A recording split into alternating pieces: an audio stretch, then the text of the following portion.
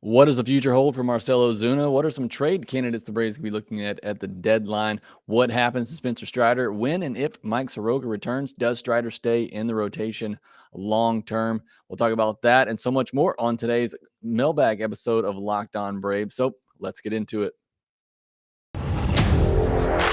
You are Locked On Braves, your daily Atlanta Braves podcast. Part of the Locked On Podcast Network, your team every day.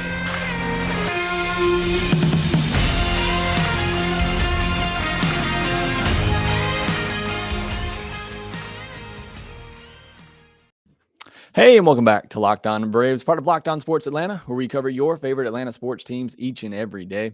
I'm your host, Jake Mastroianni. You can follow me on Twitter at shortstopball. Check out my bio there to see where I am covering the game of baseball, including your Atlanta Braves in written form over at tomahawktake.com. Also, make sure you follow the podcast on Twitter at LockedOn_Braves so you can be part of the conversation. Send in any comments, feedback, questions like we have on today's episode that you may have. Make sure you subscribe to Locked On Braves podcast wherever you get your podcast. Subscribe to us on YouTube as well. It really does help out the show a ton. And thanks for making Locked On Braves your first listen each and every day. We post episodes daily, 5 days a week, Monday through Friday, and are free and available on all platforms. On today's episode, this is a full mailbag episode. We will preview the Cubs series at the end. We'll be taking a lot of your questions, talking about Marcell Ozuna and his future with the team, Spencer Strider, and what his future is with the team, whether it be the starter or does he go back to the bullpen, what happens when and if Mike Soroka comes back, and we'll be comparing the Mets pitching staff versus the Braves pitching staff. So a lot of great questions submitted by you, and I'm looking forward to discussing with you today and in the comment section once this episode is posted. So let's jump right in with our first question. This one coming from Chris Shappy, who says, what are your thoughts on Ozuna and his future with the Braves? What moves do you see the Braves making during the trade deadline? I want to focus on Marcell Ozuna here. And I think if the Braves could have, they would have traded him by now. I think they would have traded him in the offseason. I think that's just a hard move to make. I don't see them trading him right now. And look, he hasn't been terrible. A 703 OPS. I mean, he's been kind of hot and cold here and there. So it's not like he's necessarily killing the Braves in the lineup. I think more so they would just like to save as much of that money as they could. And I don't think his off-field issues have been a distraction. I think for the most part, for better or worse, a lot of people have put that behind them at this point.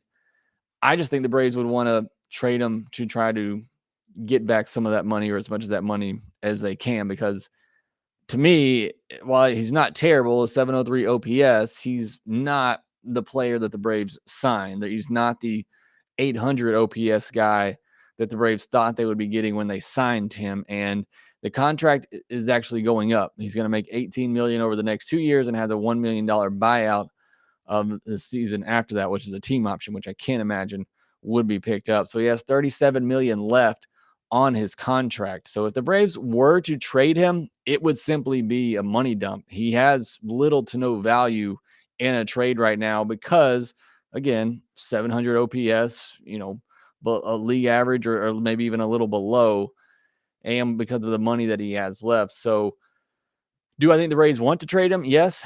Will they trade him this season? No, I just don't think that's something that happens in season. I think maybe in the offseason, maybe you find a team that's willing to take on Ozuna and a prospect, or maybe you're able to find a salary swap, maybe a player who doesn't have another year left, something creative like that. Those deals typically happen more in the offseason than they do during the season. So I don't see the Braves trading Ozuna during this season, but I do think Alex Anthopoulos will explore that as much as possible in the offseason.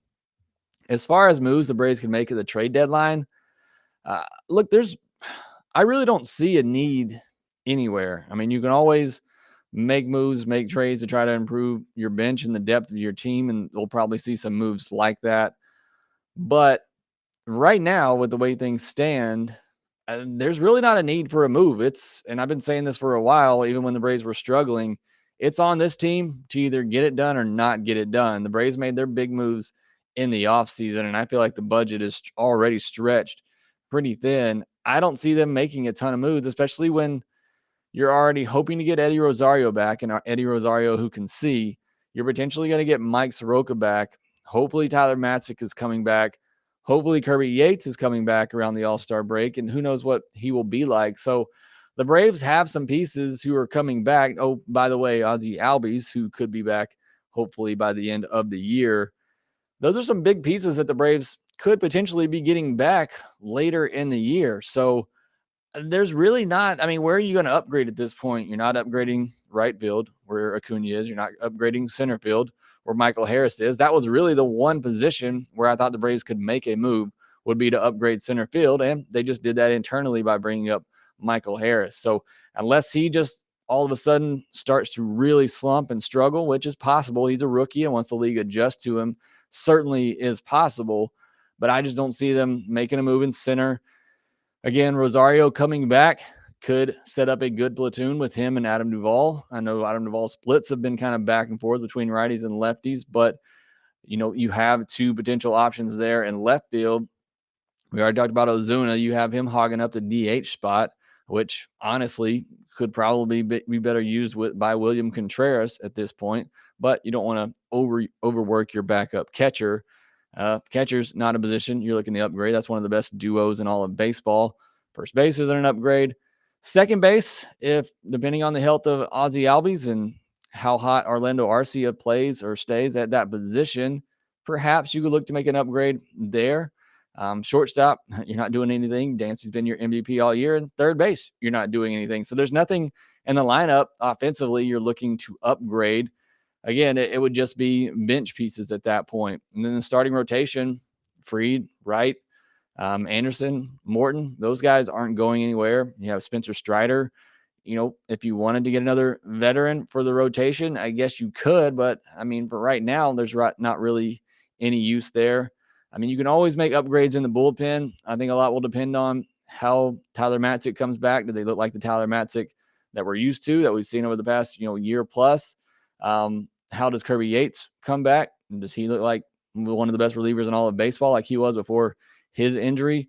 So a lot of it depends on how some of these injured guys come back as well. But, I mean, you tell me, where would you make an upgrade on this team? I just don't really see where there's a huge need right now to make an upgrade.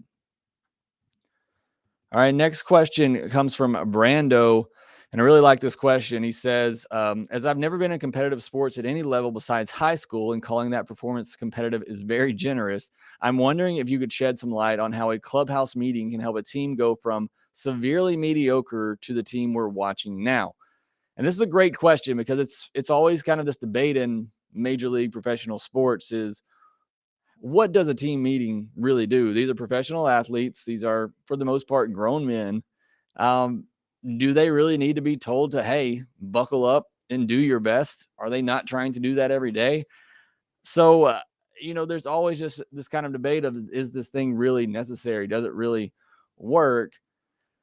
I'll say this, and I don't have any insight to what Brian Snitker said, but, think of it as, have you ever gotten called into the office by a principal, by your office, or even by your parents, say, hey, you're not doing things the right way, shape up. Or a business standpoint, if your boss or whatever, or your supervisors ever called you in and said, hey, you're not performing up to our expectations. If you don't, things could start to change. And again, I don't know what the tone was in Brian Snitker's meeting, or what he addressed. Could he very well have said, hey, you guys are not performing up to your capabilities. If you don't start doing that soon, we're going to start looking to make some changes. And that could have sparked players to, maybe focus up a little bit more. There's also, a very serious World Series hangover effect. And maybe the Braves just need to say, or Snitker just need to say, hey, wake up. It's a new season. You guys are not performing like the world champions. Look, I don't know what he said, and I don't know what he could have said to really spark the run that this team is on. And keep in mind, the Braves have played a very soft schedule. Now, that being said, going 14-0 is no easy task in professional baseball. no matter who you're playing. So the run they're on is just absolutely incredible. But I don't know that there's a great answer for this other than I think maybe they just needed a reset. And as bad as that loss was on that Tuesday against the Diamondbacks, I think that was the perfect spot to have a team meeting to say, guys, why are you not playing up to your capabilities? Are you resting on the fact that you just won a World Series? Are you out here to compete and show the world that you are still the best team in all of baseball? Again, without having any insight to what was said, it's kind of hard to know exactly what sparked this team, but I think it definitely was necessary, needed, and I think it has, put the Braves on a better path and gotten them to wake up, which is what I would have said to the Braves at that point if I were in that team meeting is wake up. You guys are sleepwalking through this season, coming off a World Series win. You're not playing, you're not performing to what you are capable of. It's time to wake up and get going, and that's exactly what this team has done. So some great questions there. Next, we'll take a look at some questions comparing the Mets to the Braves pitching staff and what they will do with Spencer Strider as the season goes on. A little bit of College World Series action in there as well. Our next partner has a product I use literally every day. I started taking Athletic Greens because I wanted to better gut health. As I get older, that's something that I struggle with every day, and AG1 has helped or worked wonders in that area. With one delicious scoop of AG1, you're absorbing 75 high-quality vitamins, minerals, whole food source superfoods, probiotics, and adaptogens to help you start your day right. This special blend of ingredients supports your gut health, your nervous system, your immune system, your energy, recovery, focus, and aging. It's cheaper than getting all the different supplements yourself. You're investing in an all-in-one nutritional insurance. Athletic Greens was created when the founder experienced a ton of gut health issues and ended up on a complicated supplement routine to recover. It cost him nearly $100 a day. So he created Athletic Greens after that terrible experience to help you put together your nutritional insurance. Right now, it's time to reclaim your health and arm your immune system with convenient daily nutrition. It's just one scoop of water in a cup every day. That's it. No need for a million different pills and supplements to look out for your health. To make it easy, Athletic Greens is going to give you a free 1-year supply of immune-supporting vitamin D and 5 free travel packs with your first purchase. All you have to do is visit athleticgreens.com/MLB Network. Make sure you go to athleticgreens.com/MLB Network. Helps out the show a ton. Take ownership over your health and pick up the ultimate daily nutritional insurance. Next question from E. Goldie says, assuming all key pieces are healthy, Soroka, Matzik, DeGrom, Scherzer, which team do you believe has the better pitching staff top to bottom, Mets or Braves? So let's look at the stats for a second this year. You look at starter ERA, the Mets are at 4.01, the Braves are at 4.24, so very similar there. You look at bullpen ERA, and the Braves are at 2.91. And the Mets are at 3.66. So very similar starter ERAs. The Braves bullpen has been much better than the Mets bullpen. But you go down the rotation and you look at the matchups. Fried versus DeGrom. What does DeGrom look like coming off his injury? Is he the DeGrom we're used to seeing?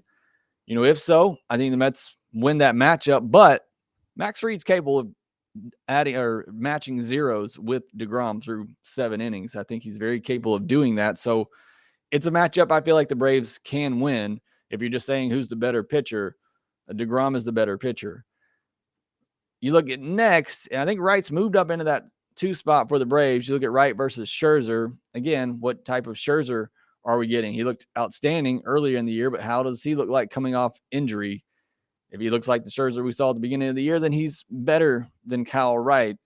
But again, I think Kyle Wright is more than capable of matching Max Scherzer over 6 innings. I think if you look at Fried and DeGrom, and the high bar for them is 7 innings and 1 run or less, and then you look at Wright and Scherzer, I think they're both guys that go 6 innings, giving up 2 earned or less. And the Braves have had really good at bats against Max Scherzer as well. So it's not a matchup that necessarily scares me.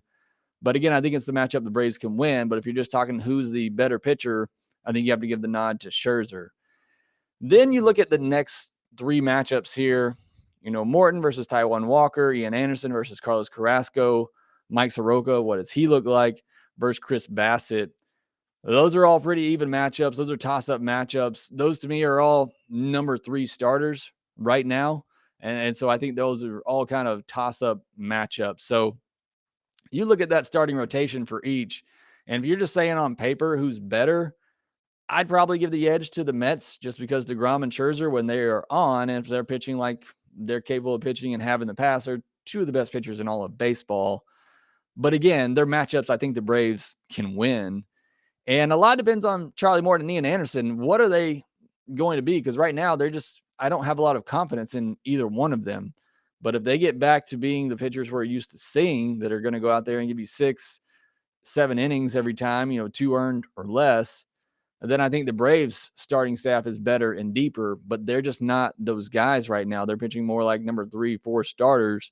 So that's why I say, those top 2 matchups, those are your top 2 starters.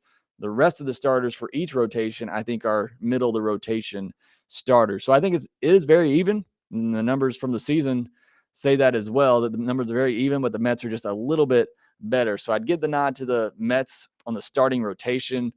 But you look at the bullpen, and again, assuming health here, you got Jansen, Minter, hopefully Matzik comes back and is the Matzik from the postseason. If you move Strider back to the bullpen, which we'll talk about that a little bit more in a second, and you got Will Smith, perhaps Kirby Yates comes back if he is the guy that he's been in the past. It's a very, really good 5 to 6 arms you have in the bullpen, not to mention all the other guys in the bullpen for the Braves that have been very good. Dylan Lee, Jackson Stevens, Colin McHugh, Darren O'Day. And the Braves bullpen is just very deep, but those are 5 guys that you really can count on, in a postseason situation or, a playoff run stretch at the end of the year. You look at the Mets bullpen, Edwin Diaz, he looks like the Edwin Diaz of old. He's been very good. Seth Lugo, Drew Smith, Adam Ottavino. Again, I don't watch the Mets every day. I don't know exactly all the guys that they have in their bullpen that are their top guys, but just looking at the numbers and overall comparing them, I think the Braves have a pretty good edge in the bullpen. But if the Mets starters go 6-7 innings and all they have to rely on is Diaz and Lugo and Smith and Ottavino, then that kind of neutralizes what the Braves could have a benefit in. If you get to the Mets bullpen, in the 5th, 6th inning, I think that gives you an opportunity. But their back end guys are so good that it kind of takes that advantage away. But just kind of comparing the pitching staffs, I'd give a slight edge to the Mets, and I'd give a pretty big edge to the Braves bullpen. So these are 2 very comparable teams, 2 very comparable pitching staffs, and I'm sure we'll be matching them up all year long. All right, next question comes from Steve Lamb. Says, what do you think the Braves do with Strider if when Soroka comes back? I think he goes back to the bullpen. So this is a very interesting question, mainly because you say when, if Mike Soroka comes back. And I think that is definitely the way to phrase it, because I've been saying all year long, don't count on anything for Mike Soroka. If he comes back and he is the Mike Soroka that we have seen in the past, and great, I'm just not counting on that happening. And I don't think you should either. But let's say he comes back. Let's say he goes into the rotation. What do you do with Spencer Strider? And that is a very, very good question, and one I don't know that I have an answer for. But I do think once you get in the postseason, I think Strider goes back to the bullpen if the Braves get to the postseason. And I think it could happen even before that. If Soroka does come back, Morton's pitching more like he's capable of, Anderson's pitching more like he's capable of, then I think maybe you do move Spencer Strider back to the bullpen. And a lot of that depends on what the bullpen looks like. Is Tyler Matzik the Matzik that we are used to seeing? Does Kirby Yates still have it? If that happens and the bullpen really settles out and there's not a huge need for Spencer Strider, but if it doesn't, then I think the Braves could have a really big need for Spencer Strider in the bullpen, because while the bullpen has been one of the best in baseball, who do you really trust in high leverage situations? For me right now, it's Minter, and most of the time, Kenley Jansen, although he can make it a bit interesting at times. I've been a big supporter of Will Smith. I don't trust him in big moments right now. So again, I think there could be a bigger need in the bullpen than there is in the rotation come the playoff stretch, postseason stretch, and into the postseason. And that's where I think Spencer Strider could have a bigger role. The other thing to consider, obviously the 2020 season, he only threw 12 innings at Clemson. Obviously there was no professional ball for minor leaguers that year.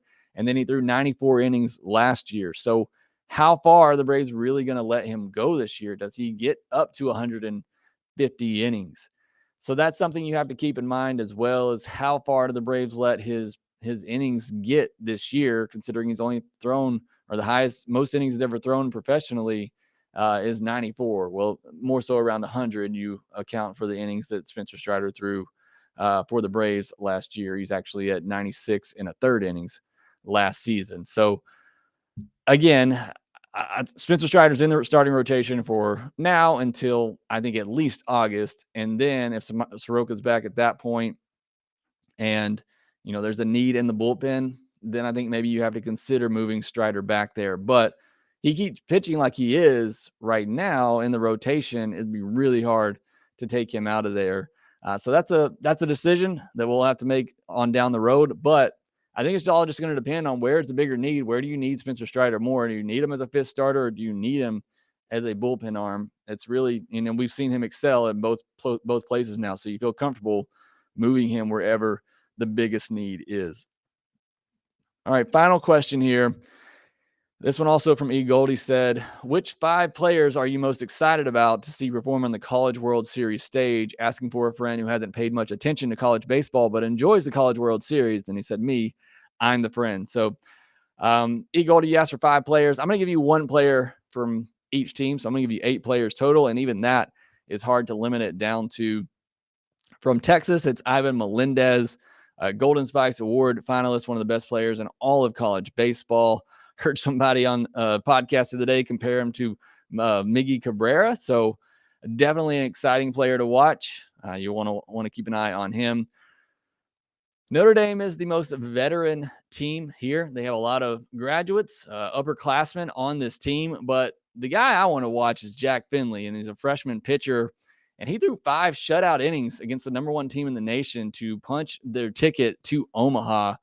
That is highly impressive for a freshman pitcher. So I want to see what Jack Finley can do on the big stage in Omaha.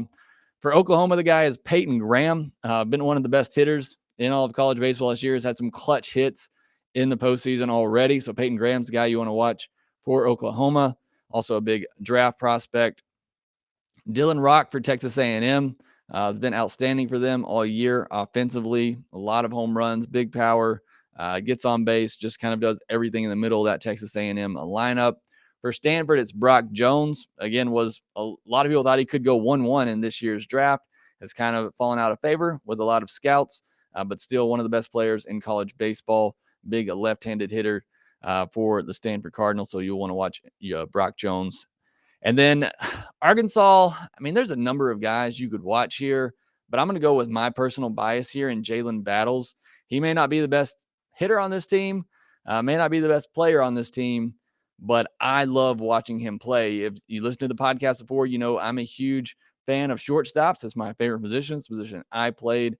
And Jalen Battles is, I think, the best defensive shortstop in all of college baseball. And he may end up being the best shortstop in all of college baseball. The quickest hands I've ever seen at the plate. So I love watching Jalen Battles for Arkansas. Ole Miss, you got to go with the legend, Tim Elko. Just an amazing story there. Played last year on a torn ACL, was just hitting bombs all day long. A great story there for Ole Miss and Tim Elko. And then Auburn, it's a Sonny DeShera show. I love Sonny D. Obviously, I'm an Auburn grad, so I'll be cheering for the Tigers very hard, but I love Sonny DeShera. You hadn't watched him. He's the co-SEC player of the year. He just hits, and he's really fun to watch. Had a big home run against Oregon State in the Super Regionals to help punch their ticket to Omaha. So those are some names to watch for each team, and the College World Series does start this afternoon, and we'll be going through the next week or so. I love the College World Series. It's one of the best, the postseason in general, from the regionals, super regionals, and Omaha. The College World Series, to me, is some of the best baseball that you will see. So I'm very pumped up. Thank you for the question. It got me even more excited about this weekend's action in Omaha. All right, next we'll preview this Cubs series and see if the Braves can continue their winning ways and keep their winning streak alive and win another series. BetOnline.net is your number 1 source for all your betting stats and sports info. Find all the latest developments, news, and odds, including well, not this year's NBA Finals anymore. I believe that was wrapped up on Thursday night. Forgive me, I'm not a huge NBA guy. Also got the NHL Finals going on. Major League Baseball season is in full swing, of course. And then you got the latest from fighting news, MMA, UFC, and boxing. BetOnline is your continued source for all your sport wagering information, including live betting, esports, and more. Head to the website today or use your mobile device to learn more about the trends in action. BetOnline, where the game starts. This weekend for the Atlanta Braves, will be going up against the Chicago Cubs. And I kind of touched on this a little bit on yesterday's podcast, but Cubs lost again on Thursday. They've now lost 10 in a row. And during that stretch, they played some good teams. They played St. Louis, the Yankees, and the Padres. The Padres are really hot right now. They've taken over that lead in the NL West. They also played Baltimore in there for a couple of games and lost those as well. So been a rough go of things for the Cubs lately. They've been outscored in that stretch 90-30. So they're not just losing games, they're losing games bad. So hopefully that trend continues over the weekend. Again, I'm a big believer in odds, and odds say the Cubs aren't going to lose 13 in a row, which kind of makes me nervous for this weekend. And odds say the Braves aren't going to win 17 in a row, which makes me a little nervous for this weekend. But definitely you like the trends that both teams are going, with the Braves winning and the Cubs losing, and hopefully that will continue. But the Braves have two pitchers going this weekend that, again, I don't have a lot of confidence in, with Charlie Morton on Friday and Ian Anderson on Sunday. So those games make me a little worried. But let's break down each matchup really quickly. Charlie Morton versus Keegan Thompson on Friday. Thompson, a 3.67 ERA on the year, 49 innings pitched. Started the year as a reliever, 39 strikeouts, 1.24 whip. So overall, his numbers are very good, but 5 1/3 is the longest outing he's had all year. Again, started the season as a reliever, so not really stretched out to go deep into games, and you want to get into that Cubs bullpen. That is their huge weakness, is that bullpen. They probably could use Jesse Chavez back. They already DFA'd Sean Newcomb. Keegan Thompson's given up 13 earned runs in 9 innings in 3 June starts, so has not been great in June. Hopefully that trend continues. For Morton, figure it out. Get past the first inning issues. Give me a complete game. That's what I'm looking for. I know that's what he is looking for. I just need some confidence in Charlie Morton. I don't have that right now. On Saturday, Kyle Wright versus Justin Steele. Steele has a 4.33 ERA, 1.46 whip, and 50 strikeouts in 54 innings. His last 2 starts, though, he has been very good. 7 innings in his last 2 outings, only giving up 2 earned runs. So he has been very good in June. Kyle Wright, 7 innings, 3 hits, 4 walks, 1 earned, and 8 strikeouts against the Cubs back in April. He's gone at least 6 innings in his last 4 games, giving up 3 earned or less in all of those. So looking for another good outing from Kyle Wright. 6, 7 innings, 2 earned or less. I will take that from Kyle Wright on Saturday. And then Sunday, you have Ian Anderson versus Kyle Hendricks. Hendricks has not been the guy we're used to seeing in the past, but you know what he's capable of. A 4.95 ERA this year, 1.30 whip, and just 43 strikeouts and 63 2/3 innings. He's always been a guy that not relying on the strikeouts. He's relying on weak contact, but hopefully the Braves are able to get after him. And then for Ian Anderson, not great his last time out. Has given up 4 or more runs in 4 of his last 5 starts. So he needs a good one, just like Charlie Morton. Both those guys looking to bounce back, have some good outings this weekend, and hopefully keep the Braves winning streak alive. That will do it for this episode of Lockedon Braves. Again, I'll be on vacation this weekend, and we won't be back with Lockedon Braves until next Wednesday. Grant McCauley will have the postcast for you for a couple of games over the weekend and Monday as well. So make sure that you look for that on the Lockedon Braves podcast feed, as well as on Lockedon Sports Atlanta's YouTube page. You can follow us on Twitter at @Lockedon_Braves. You can follow me at ShortstopBall. Make sure you rate, review, and subscribe to the Lockedon Braves podcast wherever you get your podcast, and we will talk to you next time.